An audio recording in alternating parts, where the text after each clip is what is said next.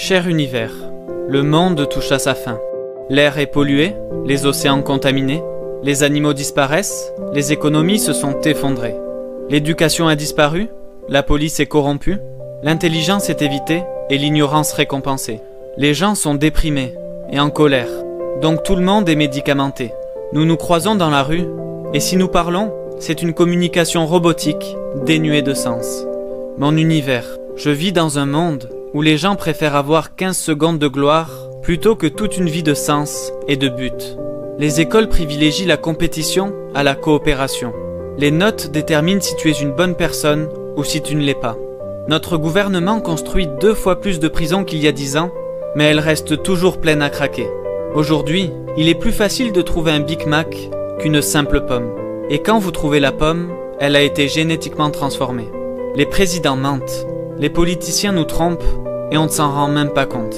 La religion est toujours un problème. Mais comment leur faire comprendre, mon univers, qu'un Dieu partageant la violence ne peut exister? Si Dieu existe, il est tout aimant. 92% des chansons à la radio parlent de sexe. Les enfants préfèrent jouer à Fortnite plutôt que de sortir dehors. La technologie nous donne tout ce dont nous pourrions rêver, et en même temps, elle nous vole tout ce dont nous avons vraiment besoin. La personne moyenne regarde 5 heures de télévision par jour, et les films montrent plus de violence que jamais. La fierté est à son plus haut niveau, l'humilité est au plus bas. Tout le monde se croit supérieur. La moitié de nos phrases sont destinées à critiquer quelqu'un. Il ne reste plus beaucoup d'êtres humains, toutes les choses humaines ont disparu. L'argent est toujours la racine du mal. Les bonnes actions ne sont faites que lorsqu'il y a un bénéfice derrière. Les 3/4 des vidéos sur TikTok nous montrent les malheurs des autres. Nous en rions et les partageons avec nos amis.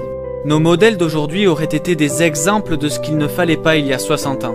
Les entreprises investissent des millions de dollars pour embaucher des spécialistes qui vont convaincre les filles qu'elles ont besoin de maquillage pour être belles, ce qui réduit en permanence leur estime de soi, car elles ne seront jamais assez jolies pour répondre à ces normes impossibles. Les entreprises nous disent « achetez, achetez, achetez, obtenez ceci, obtenez cela, vous devez suivre, vous devez acheter le dernier iPhone, vous devez vous intégrer, cela vous rendra heureux. » Oui, peut-être, mais pas pour très longtemps.